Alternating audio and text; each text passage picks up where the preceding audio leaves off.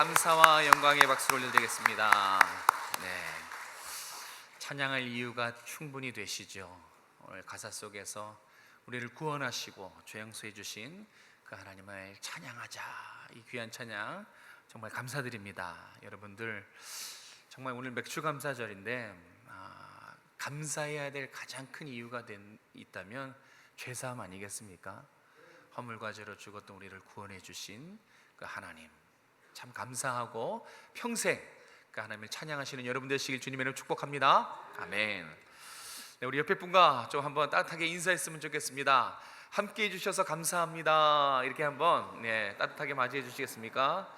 함께 해주셔서 감사해요. 우리가 정말 이런 지금 장관이 이게 그냥 되어지는 게 아니고 하나님의 은혜고, 또 여러분이 매일 주일 시간에 맞춰서 여러분의 자리를 잘 지켜주셔서 이렇게 함께 예배드릴 수 있어서 또한 너무 감사한 것 같습니다. 오늘은 맥주감사절로 지킵니다. 맥주감사절이란 이제 구약의 절기입니다. 유대인들의 절기예요. 아주 중요한 3대 절기 중에 하나고, 오늘날로 따지면 명절이죠. 그래서 이 맥이 소맥, 보리맥이 아니고 소맥, 그러니까 밀을 걷어서 하나님께 감사로 감사하는 절기로 드렸던 날이 맥주감사절입니다. 근데 이제 농경 문화가 아니다 보니까 이제 좀 배경적인 것은 좀 내려두고 감사하는 날로 그렇게 좀 지키고 있습니다. 그래서 후반기의 첫 시작인 7월 첫 주에 보통 이 맥주감사절을 지키는데, 이제 전반기 하나님의 은혜를 돌아보라는 거죠.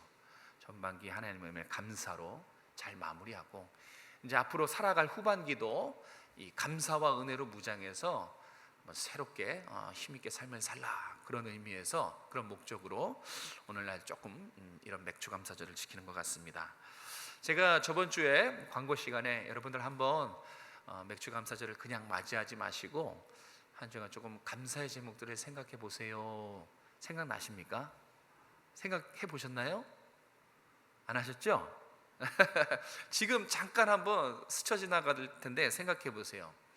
여러분 전반기에 여러분의 삶에는 감사가 많았습니까? 아니면 불평과 원망이 많았습니까? 한번 잠깐 생각해 보세요. 제가 일부러 여러분 잘 기억 남으시라고 질문을 준비해 왔어요.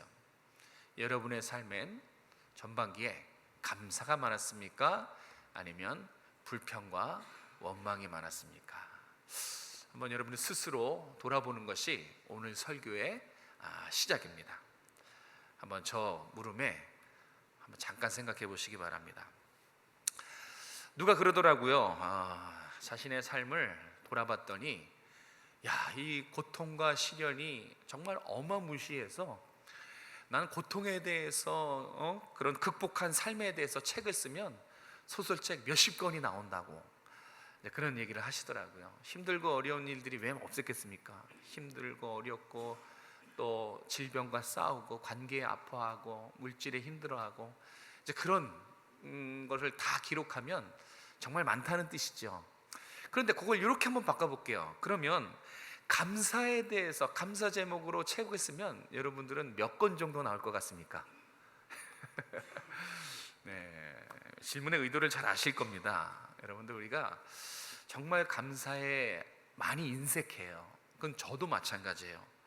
제가 평생 감사라는 그 책을 참 좋아하는데 그 책에 이런 내용이 나와요. 그러면서 저도 좀 깨달은 적이 있는데 그 책의 한 대목을 좀 여러분에게 소개하겠습니다.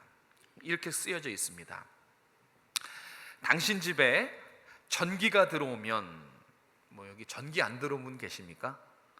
전기가 들어오면 전기 없이 사는, 이 전 세계에 전기 없이 사는 몇 명 정도 될까요? 전기 없이 사는, 그래서 밤에 공부도 못하는, 삶을 잘 살 수 없는 20억이 넘는다고 합니다. 그래서 당신 집에 전기가 들어오면 전기 없이 사는 20억이 넘는 사람보다 당신은 행복한 사람입니다. 그리고 또 수도시설, 우리는 화장실에서 또 주방에서 수도꼭지만 돌리면 물이 콸콸 쏟아지잖아요, 그죠? 우리 그게 다 당연하게 생각했는데 그런 수도 시설이 안 되어 있는, 그래서 물 부족 때문에 고생하는 인구가 10억 명이 넘어요.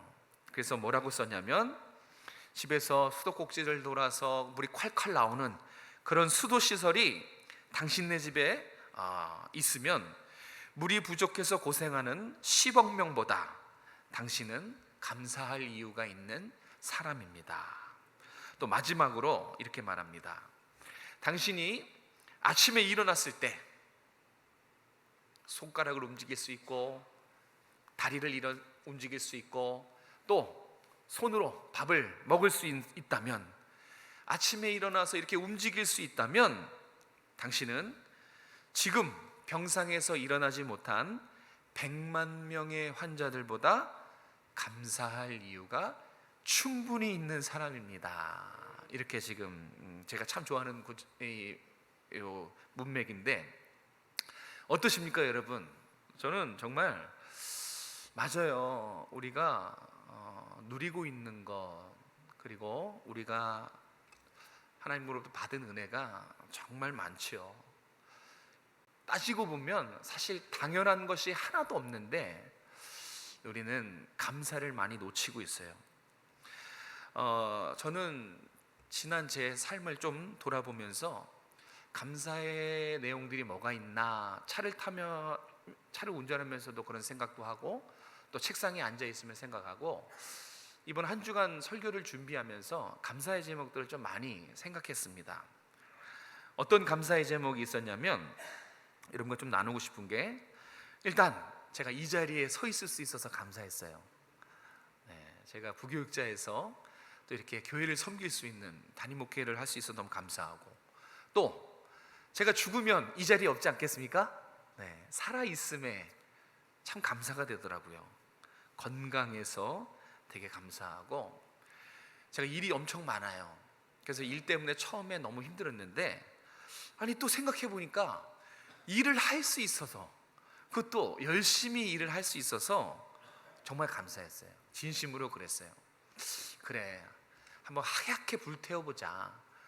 언제 한번 내 인생에 하얗게 불태울 때가 있냐 하면서 열심히 일할 수 있어서 진심으로 감사했고, 또 저희 부모님, 장인 장모님, 저희 아내 아이들 또 건강해서 감사가 나오더라고요. 막 감사가 고구마 줄거리 엮이듯이 계속 나왔어요.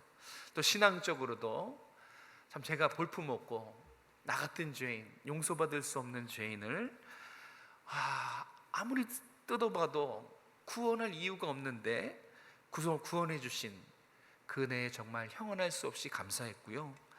또 부족하지만, 아무것도 할 줄 모르지만 또 영혼들을 섬기라고 사역자의 자리로 세워주신 것, 그것이 참 감사하고, 또 뒤에서 우리 여러분과 함께 이렇게 함께 신앙생활할 수 있어서 참 감사하다라는 생각이 들었어요. 여러분, 대한민국 전 세계에 또 우리 부천의 교회가 얼마나 많습니까?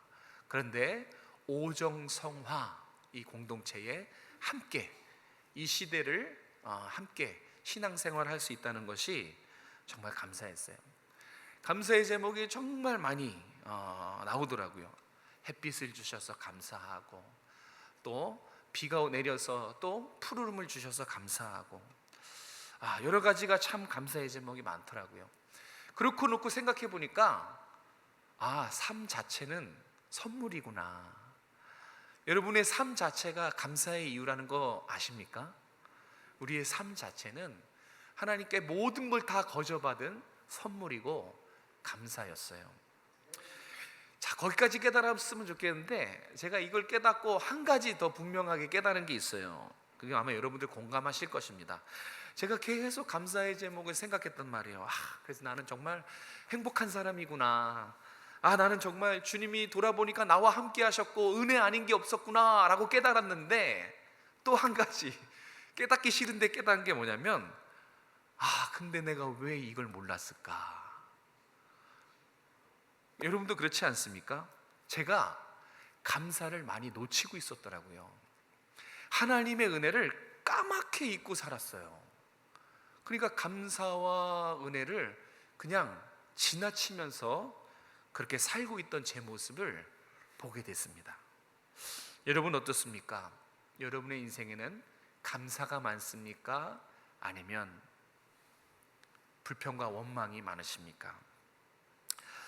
자, 성경이 말하는 감사를 오늘 한번 우리 같이 살펴보려고 합니다. 왜냐하면 성경이 말하는 감사는 우리가 알고 있는 세상에서 가르치는 감사와 아주 많이 달라요. 오늘 제가 그것을 설명할 거예요. 그래서 우리의 기존에 갖고 있는 감사의 개념을 오늘 말씀을 듣고 다시 세팅하셔야 돼요. 포맷을 해야 됩니다. 정말 많이 다르거든요. 그래서 오늘 본문을 통해서 맥주감사주일인데 감사의 의미에 대해서 함께 살펴보려고 합니다. 자, 배경을 좀 설명할게요. 원래 우리가 읽은 15, 16, 17절은 앞에 1절부터 쭉 시작되는 연결된 내용이에요. 자, 제가 저렇게 요약해냈습니다. 자, 보세요. 1절부터 17절이 한 내용이에요. 그 내용의 그 요지가 뭐냐면 저와 여러분처럼 예수 믿고 구원받은 성도들이 살아내야 될 실제적인 삶을 1절부터 17절까지 쭉 얘기합니다. 근데 1절부터 17절을 크게 두 개로 나눌 수 있어요. 그래서 1절부터 11절까지는 자, 새 사람, 구원받은 저와 여러분이 버려야 될 옛 성품들을 1절부터 11절까지 계속 열거합니다. 어떤 것들이 있냐면 5절, 8절, 9절에 나옵니다. 이런 것들을 버리라는 거예요. 음란, 부정, 사욕, 정욕, 탐심, 분노, 악의, 비방, 거짓말. 이게 쭉 열거가 돼요. 그러면서 1절부터 17절의 결론은 이거 다 버려라. 이거는 옛사람의 성품이지 새사람의 성품이 아니다. 그러니까 옛날에 세상에 속했을 때 이런 세상의 성품들은 다 벗어 던져라. 그렇게 말씀하고 있고요. 자, 두 번째 뒷부분 12절부터 17절, 오늘 우리가 읽었던 본문이 포함된 저 12절 17절은 그럼 이제 새 사람이 갖춰야 될 덕목들, 하나님의 성품들이 쭉 나와요. 그래서 12절에 보면 여러분 갖춰야 됩니다. 긍휼, 다른 사람을 불쌍히 여겨서 도와주는 이 하나님의 성품을 가져야 되고, 자비, 긍휼과 사랑을 합친 게 자비예요. 사랑의 마음, 겸손, 낮아지고, 온유, 인내하고, 이런 세 사람이 갖춰야 될 성품들. 그리고 13절에서는 우리가 저번 주에 배웠죠. 용서, 이런 덕목들. 그리고 14절에 사랑, 이런 것들을 갖추라고 합니다. 그리고 마지막 오늘 우리가 살펴볼 15절에서 17절 뭐지요? 감사. 네, 이런 것들을 이제 이런 것들이 예수 믿고 구원받은 그리스도의 보혈로 새 사람 된 그리스도로 옷 입은 사람이 갖춰야 될 덕목, 하나님의 성품들이다라고 가르쳐주고 있어요. 자, 저 맥락에서 보면 단순히 감사가 어떤 자세나 태도가 아니란 걸 알 수 있어요. 행위가 아니란 걸 아세요. 왜냐하면 제 문맥에서 보세요. 구원받은 성도가 살아내야 할 덕목들이거든요. 그래서 문맥에서 살펴보면, 전체적인 맥락에서 보면 감사는 단순한 태도나 행위나 감정이 아니라 새 사람의 성품, 새 사람의 존재됨이라는 것을 확인할 수 있어요. 그것이 15절에 나타나 있습니다. 자, 우리 15절 말씀을 같이 한번 읽도록 하겠습니다. 15절입니다. 시작. 그리스도의 평강이 너희 마음을 주장하게 하라. 너희는 평강을 위하여 한 몸으로 부르심을 받았나니 너희는 또한 감사하는 자가 되라. 할렐루야. 아멘. 우리가 첫 번째로 기억해야 될 사실은 뭐냐면, 이제 감사의 개념이 좀 바뀌어야 돼요. 어떻게 바뀌어야 되냐면, 자, 감사는 기존에 어떻게 알고 있었냐? 어떤 행동, 표현하고 도와주는 그런 행동, 또는 인간의 어떤 자세, 태도, 어떤 감정, 그렇게 알고 있었는데 그게 아닙니다. 감사는 행동이 아니라 존재예요. 존재입니다. 그래서 우리는 감사를 행하는 자가 아니라 감사하는 자입니다. 다시 한번, 우리는 감사를 행하는 자가 아니라 감사하는 자. 영어로 보면 이게 쉬워요. doing이 아니고 being, 존재예요. 그래서 15절에 보면 감사하라로 되어 있습니까? 감사하는 자가 되라로 되어 있습니까? 그렇죠. 15절에 분명히 감사하라 이렇게 말씀 안 하시고 너희는 또한 감사하는 자가 되라 이렇게 말씀하는 거예요. 성경의 감사는 환경이나 조건, 감정, 태도의 문제가 아니라는 거예요.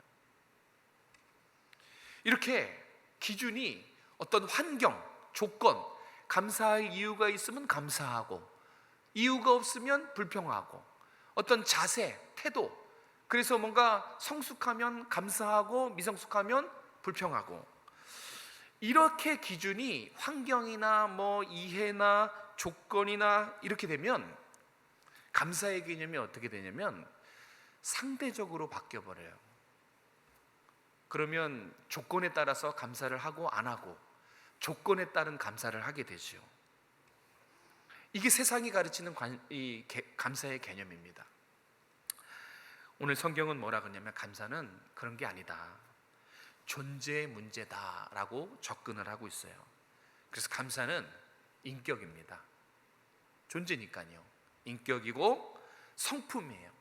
하나님 아버지의 성품이고 새 사람의 성품입니다. 바뀔 수 없어요. 체질입니다. 그래서 성경이 말하는 감사는 절대적인 감사예요. 왔다 갔다 상황에 따라서 내 자세에 따라서 심리에 따라서 유동이 있는 그런 상대적인 개념이 아니라 감사하는 자, 존재예요. 절대적인 개념으로 접근하고 있다는 사실을 기억하시기 바랍니다. 그래서 바울이 골로새 교회 성도들에게 너희는 또한 감사하라 행위로 말한 것이 아니라 감사하는 자가 되라, 감사하는 사람이 되라, 이 존재로 말한 것입니다. 왜 그렇게 존재적인 의미로 얘기했는가? 특별한 이유가 있기 때문에 그래요. 바로 맨 앞에 15절 맨 앞에 나오는 그리스도의 평강 때문에 그래요.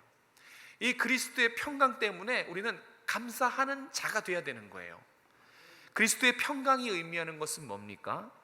그리스도의 평강, 주님이 주시는 평강은 하늘 평강이라는 거예요.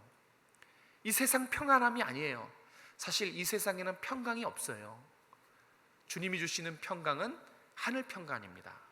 자, 그러면 하늘 평강은 궁극적으로 뭘 말합니까?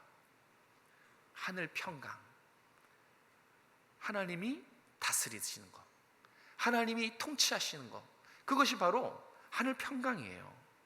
그렇게 놓고 15절을 다시 보십시오. 그리스도의 평강이 그리스도의 다스리심과 그리스도의 통치, 이것이 너희 마음을 주장하게 하라. 너희는 평강을 위하여 한 몸으로 부르심을 받았나니.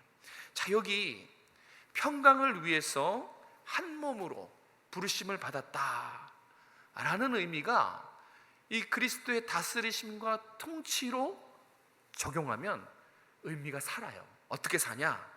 평강을 위해서 한 몸으로 부르심 받았다, 이런 뜻은 하나님의 통치와 하나님의 다스리심으로 하나님 나라의 백성이 됐다는 뜻이에요.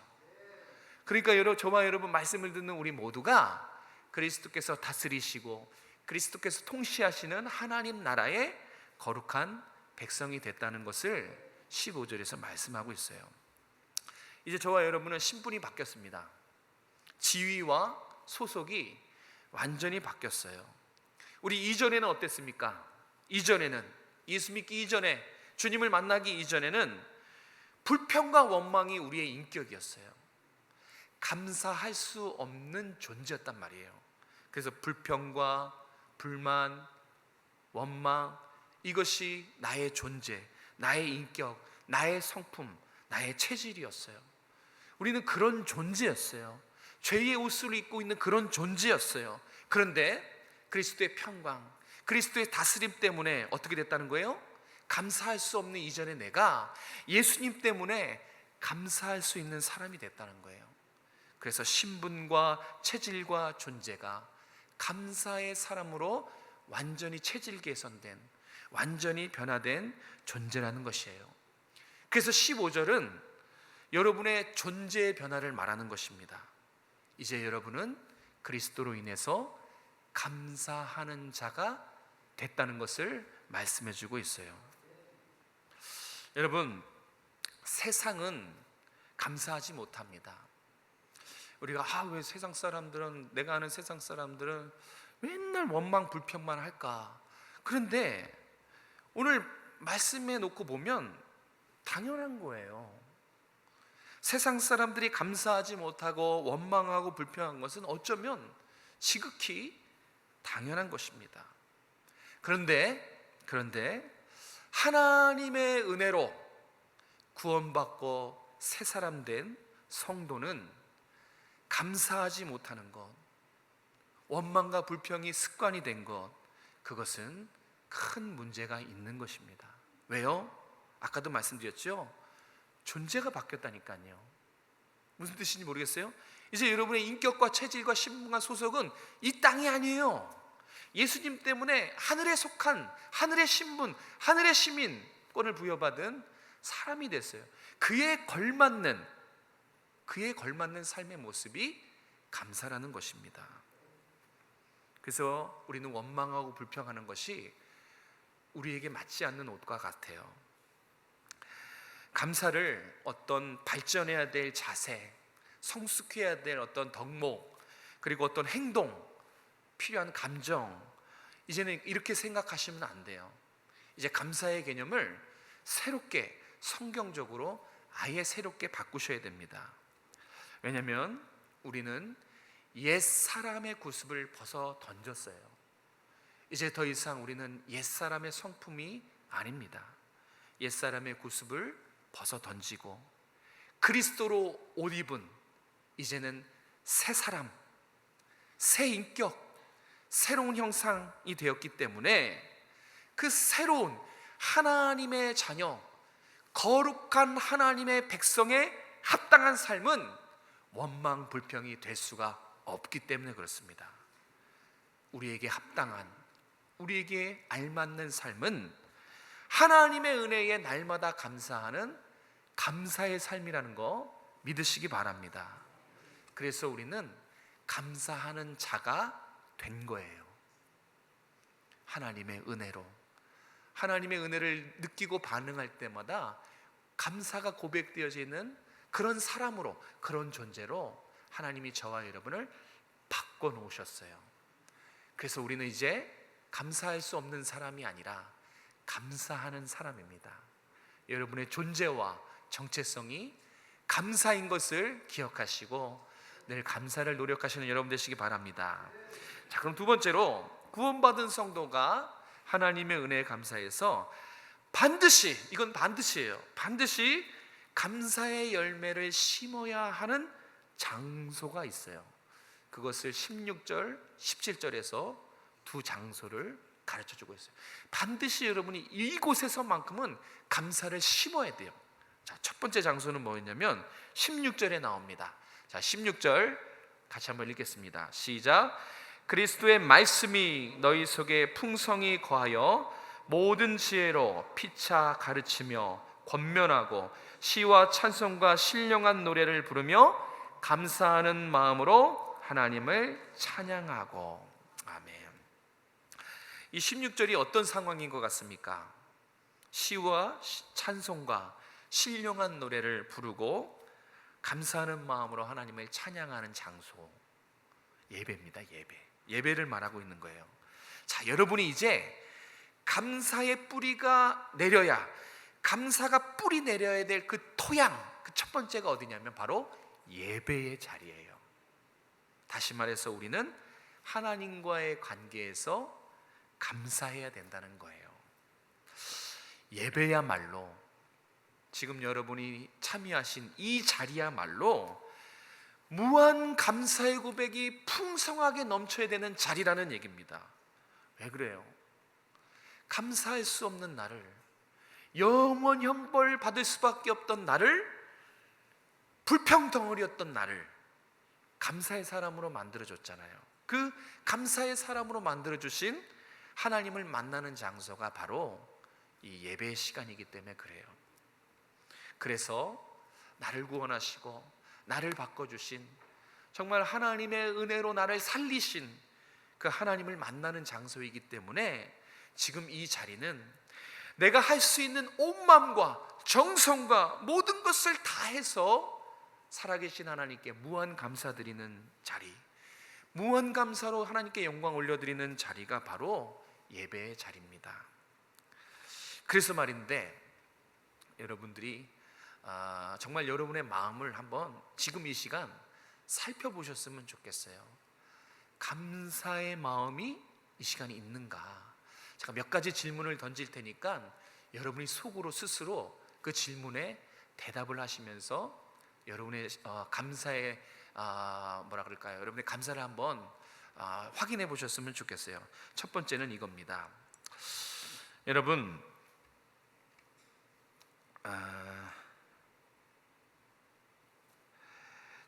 정말로 여러분은 지금 내가 이 자리에 있다는 사실이 진심으로 감사가 됩니까? 정말 이 자리에 내가 있다는 사실, 그런 거 없이 그냥 와서 앉아있을 수 있었거든요. 그렇죠? 습관에 따라서 올 수 있어요. 그런 것과는 전혀 다른 거예요. 예전에 어떤 사모님이 그렇게 하나님의 은혜를 사모하다가 하나님의 십자가가 가슴에 새겨진 거예요. 그래서 그 사모님은 성가대를 아침 8시 성가대 연습을 가는데 옷 입고 교회 들어가서 성가대 앉으면 그렇게 눈물이 난대요. 내가 뭐라고 이 자리에 내가 하나님을 예배하는가 하면서 그렇게 하나님의 은혜에 감사해서 눈물이 나더라, 그런 얘기를 들었어요. 여러분 어떠십니까? 이 자리에 있다는 사실 무감각하시진 않나요? 정말 무한 감사로 가슴에서 감사가 넘쳐나십니까? 이거를 한번 체크해 보시고, 또 하나, 이건 정말 부인할 수 없는 사실이죠. 용서받을 수 없는 나를, 나 같은 죄인을 구원해 주신 그 은혜, 정말 그 은혜 지금 감사하는 마음을 품고 계십니까? 여러분 한번 돌아보셔야 돼요. 내 마음속에 구원에 대한 감사, 그 은혜에 대한 감사가 멈춰서일 수도 있어요.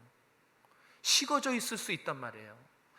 이거 식으면 안 되는 이 감사와 은혜가 나도 모르는 사이에 습관으로, 형식적으로 바꿔질 수가 있어요. 그래서 묻는 겁니다.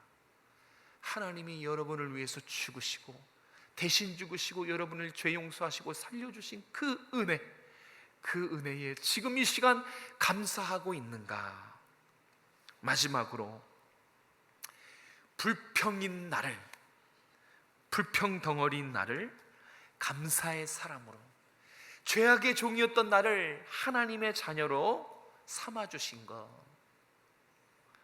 지옥 갈 인생을 천국으로 인도해 주신 것, 여러분 정말 감사하십니까? 마음 깊은 곳에서 정말 감사하십니까? 여러분 예배는 그렇습니다. 예배는 감사가 넘치는 자리여야 돼요.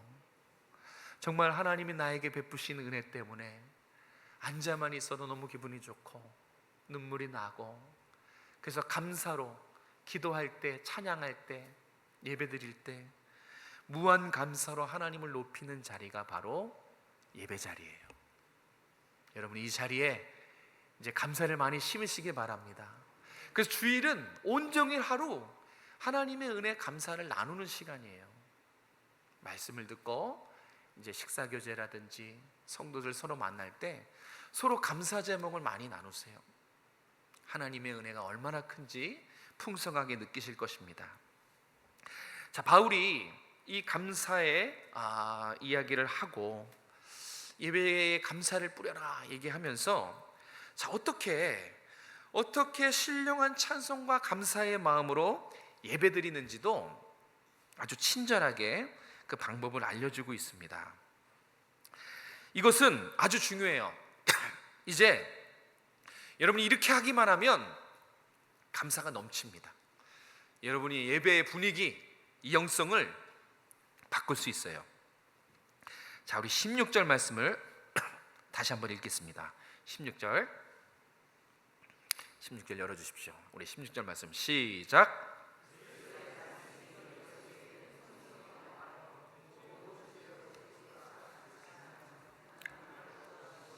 찬송과 신령한 노래를 부르며 감사하는 마음으로 하나님을 찬양하고. 아멘. 자, 여기 있죠. 자, 어떻게 우리의 마음을 감사로 바꿀 수 있는가? 어떻게 이 예배에 신령한 분위기, 영성으로 하나님 앞에 예배를 드리는 분위기로 바꿀 수 있는가? 맨 앞에 나와 있죠. 그리스도의 말씀이 우리 안에 풍성히 거하는 것입니다. 다시 말해서 여러분 한 분 한 분의 마음속에 하나님의 말씀으로 충만한 것이에요. 다 아는 사실이지만 기억해 두시기 바랍니다. 예배의 분위기가 달라지고 감사의 마음으로 바꿀 수 있는 비결은 우리 안에 말씀이 충만해지는 것입니다. 다른 종교라든지 세상은 감사를 어떻게 가르치냐면 심리적인 방법이나 또 고행의 방법으로 감사를 가르쳐요. 그래서 그런지 상황이 바뀌고 기분이 바뀌면 감사도 바뀌는 것입니다. 그러니까 상대적이죠. 자꾸 조건에 따라서 이 감사와 불평이 유동적인 심해요. 심리와 어떤 고행의 방법으로 가르치기 때문에 그래요. 그런데 오늘 성경에는 어떻게 가르치냐면 진리의 말씀이, 진리라는 것은 변하지 않는다는 거예요. 그렇기 때문에 성경에 말하는 감사가 절대적일 수 있어요. 변하지 않는 말씀이 우리 안에 머물 때에, 우리 안에 집 짓고 살 때에 그때 감사할 수 있다. 말씀이 충만하면 감사가 넘치고 예배의 분위기가 달라진다라고 방법을 가르쳐주고 있어요. 근데 정말 저도 경험한 것입니다. 여러분들 한번 해보십시오. 우리 안에, 내 안에 말씀이 충만한 겁니다. 늘 말씀을 묵상하고 말씀을 들여다보고 말씀을 가까이 하고 하다 보면 말씀이 충만하게 되어 있어요. 그 말씀이 충만하면 그 뒤에 어떤 일이 일어나면 성령이 말씀을 깨닫게 도와주십니다. 내가 묵상한 말씀, 내가 기억했던 한 절 말씀이 어느 순간 깨달아지는 놀라운 일이 일어나요. 그럼 그 뒤에 어떻게 되는 줄 아십니까? 말씀이 맛있어요. 말씀을 사모하게 된다는 얘기예요. 말씀을 사모하면 말씀이 매 시간 은혜로 다가오는 거예요. 말씀이 은혜로 다가오니까 예배는 감격의 순간이 되는 것입니다. 맨날 선포되는 말씀이 내 안에 말씀과 부딪혀서 은혜로 다가오고 예배가 감격이 돼요. 예배 시간에 은혜를 경험하니까 감사하게 되는 것입니다. 사랑하는 성도 여러분, 후반기에는 하나님께 더욱 풍성한 감사와 찬양으로 예배하실 수 있는 여러분 되시길 바랍니다. 말씀을 많이 묵상하셔야 돼요. 말씀을 붙잡으셔야 돼요. 말씀과 멀어지면 하나님과 멀어지는 거예요. 말씀과 가까우면 하나님과 친밀해지는 것입니다. 하나님과 친밀하면 하나님이 은혜 베풀어 주시는 거예요. 그러면 그 영혼은, 은혜 받은 영혼은 감사가 입에서, 삶에서 무한하게 올려드리게 되는 것입니다. 자, 그럼 두 번째, 마지막에 17절, 우리 감사가 뿌리내야 될 토양, 두 번째는 17절에 나옵니다. 우리 17절 말씀을 같이 읽겠습니다. 시작. 또 무엇을 하든지 말에나 일에나 다 주 예수의 이름으로 하고 그를 힘입어 하나님 아버지께 감사하라. 아멘. 자, 여러분이 감사를 뿌리내야 될 토양 두 번째는 삶의 자리입니다. 이 17절이 말하는 것은 삶의 자리예요. 매일 여러분의 삶의 현장에 감사해야 된다는 거예요. 다시 말해서 여러분의 삶 자체가 선물이고 감사의 이유라는 것입니다. 17절을 쉽게 표현하면 이렇습니다. 무엇을 하든지 말에나 일에나 다, 길었는데요, 이걸 세자로 줄이면 범사에라는 뜻이에요. 범사에 언행심사 모든 것을 주님의 이름으로 하라라는 것은 모든 삶, 내 전부를 하나님의 영광을 위해 살라라고 해석할 수 있어요.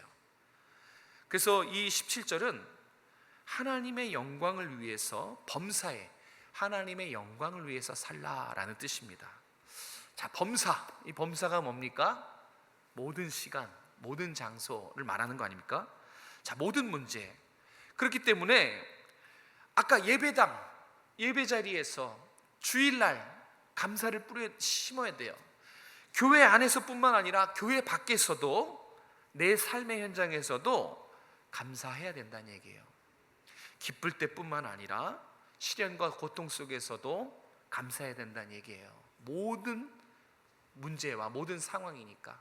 감사할 이유가 있을 때만 감사하는 것이 아니라 감사할 이유가 없어도 하나님의 은혜를 묵상하며 감사해야 되는 거예요.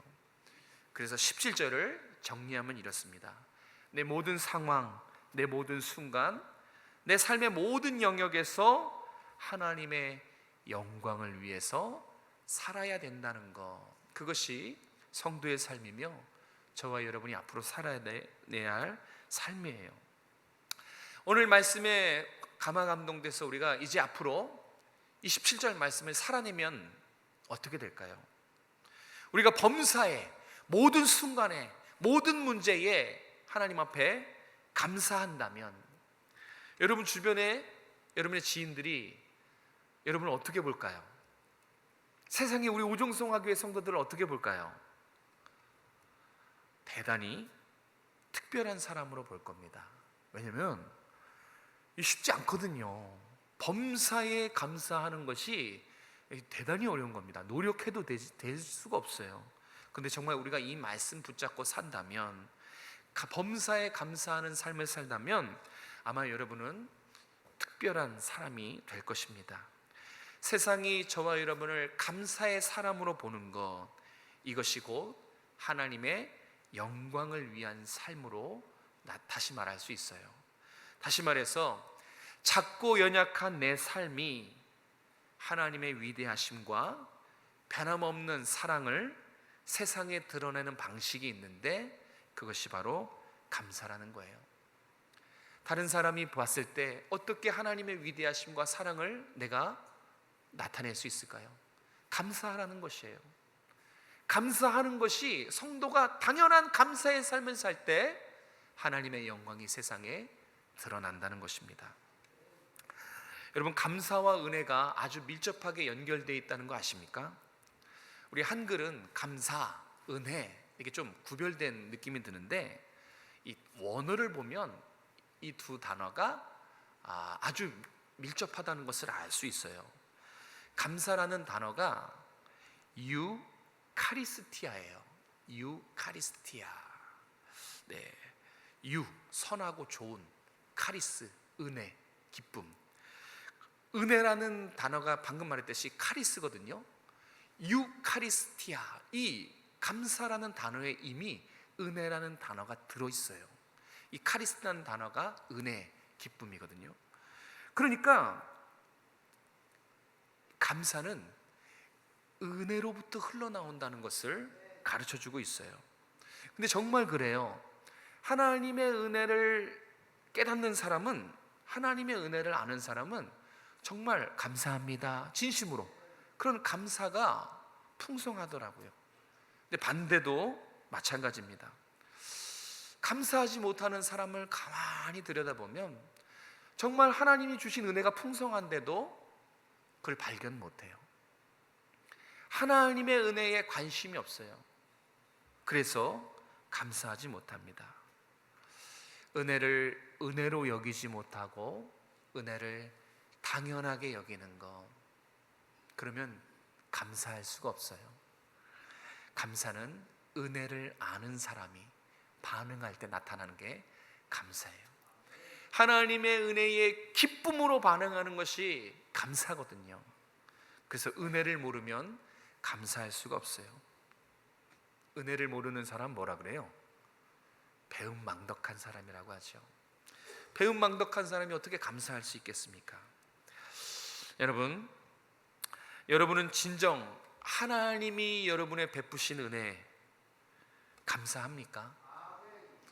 혹시 여러분은 이전 여러분의 모습처럼 없는 것, 힘든 것, 부족한 것, 하나님이 주시지 않는 것을 보면서 원망 불평을 하고 있지는 않습니까? 마치 장미의 가시처럼. 장미꽃이 하나님 앞에 원망하며 기도했다고 합니다. 하나님, 왜 저에게는 가시를 주셨습니까? 다른 꽃처럼 정말 화사하고 이쁜 색을 주시거나 그런 향기를 주신 것이 아니라 왜 저에게는 가시를 주셔서 사람들이 접근하지 못하게 하셨습니까? 하면서 원망하고 불평하며 기도했습니다. 그러자 하나님이 이렇게 대답하셨다고 합니다. 나는 가시뿐인 너에게 아름다운 꽃을 주었단다. 맞아요. 정말 은혜를 당연히 여기면, 불평한 것만 바라보면 하나님이 주신 은혜를 다 놓치게 돼요. 여러분 그거 아십니까? 당연히 여기는 것도 습관이래요. 불평도 습관이고 체질이라고 합니다. 근데 습관이 반복되면 어떻게 돼요? 우리 인격이 되죠. 그러니까 불평 불만이 내 인격 속에 자리 잡는 거예요. 떨어지지가 않아요. 근데 이것이 계속 반복되면, 떨어내야 되는데 떨어내지 않으면 어떻게 됩니까? 삶에 자리 잡게 되는 거예요. 그럼 정말 큰일 나는 것입니다. 꼭 기억하십시오. 우리는 성도예요. 하나님이 그리스도의 보혈로 우리를 감사의 사람으로 만들어 놨어요. 우리가 살아있는 것 자체, 우리의 삶은 하나님 주신 선물이고 감사의 이유입니다. 여러분, 매일매일 여러분의 삶이 기적의 연속이고 여러분 은혜의 연속인 것을 잊지 마시기 바랍니다. 1초에 한 명씩 죽는다고 합니다. 그렇게 많은 사람이 죽는데요, 죽는 사람들 다 모아서 계산했더니 1초에 한 명씩 죽는 꼴이래요. 그러면 1초에 살아있는 저와 여러분은 기적 아닙니까? 여러분, 우리는 정말 기적을 살고 있어요. 여러분이 지금 숨 쉬고 있는 것은 기적이고요, 여러분 주변에 가족이 있고 자녀가 있고 너무 많은 걸 바라지 마세요. 살아있는 것 자체가 기적이고 은혜고 감사라는 거예요. 우리의 삶이 이전보다 풍요로워졌습니다. 형편은 나아졌습니다. 그런데 우리의 입술과 마음에는 감사가 넘칩니까? 불행이 넘칩니까? 누가 그러더라고요. 생필품, 생활에 필요한 필수품목이 예전에는 뭐 10가지밖에 안 됐대요, 과거에는. 그런데 오늘날은 100가지가 넘는데요, 필요한 것이 정말 많아졌는데 오히려 행복 지수는 떨어졌대요. 풍요롭고 편리하고 나아지고 있는데 우리의 입술에는 불평이 나오고 우리는 행복해지지 않더라는 것입니다. 왜 그런가 봤더니 은혜를 잊고 살아서 그래요. 감사가 메말랐기 때문에 그래요. 디모데후서 3장에 보면 말세의 징조 중에 저와 여러분에게서 나타나는 현상이 있대요. 그게 뭐냐면 입술에서, 마음에서, 삶에서 감사가 사라지는 거래요. 감사가 어떻게 사라져요? 은혜를 당연하게 여김으로써, 은혜를 당연하게 여기는 현상들이 두드러진대요. 그래서 감사가 사라진다고 합니다. 지금 그 현상 아닙니까? 형편은 나아지고 풍요로워졌지만 우리는 불평을 하고 불행을 살고 그렇게 있는 것이 성경 말씀 그대로예요. 그런데 잊지 마십시오. 그런 속에서 저와 여러분은 감사하는 자가 되어야 됩니다. 여러분 한 사람을 감사하는 사람 만들려고 우리 주님이 엄청난 대가 지불을 한 것을 기억하시기 바랍니다. 여러분, 우리는 인격이, 존재가, 신분이 이제는 감사를 행하는 자가 아니라 감사를 사는, 감사하는 자가 됐어요. 오늘 하루 당연하게 여겼던 것들을 한번 꺼집어 넣어서 감사로 변화시키는 시간들을, 오늘 맥주감사절이니까 오늘 한번 시간을 내서 하나님의 은혜를 헤아려 보고 감사를 영광 돌리시는 여러분 됐으면 좋겠어요. 주님의 이름으로 축복합니다. 기도하겠습니다. 하나님, 맥주감사절을 허락해 주셔서 감사합니다. 우리 삶을 돌아보면 아무것도 한 것이 없는데 주께서 선물로 주시고 기적 같은 삶을 살게 하시고, 하나님 돌아보니까 감사를 넘치도록 부어주셨으니 감사합니다. 그런데도 우리는 감사를 잊고 은혜를 잊고 원망하고 불평하고 하나님 그런 삶을 살았으니 용서하여 주시고 이제는 감사하는 자가 되어서 감사로 하나님의 영광을 드러내는 우리 모든 성도들이 될 수 있도록 축복하여 주시옵소서. 거룩하신 예수님의 이름으로 감사하며 기도드렸습니다. 아멘.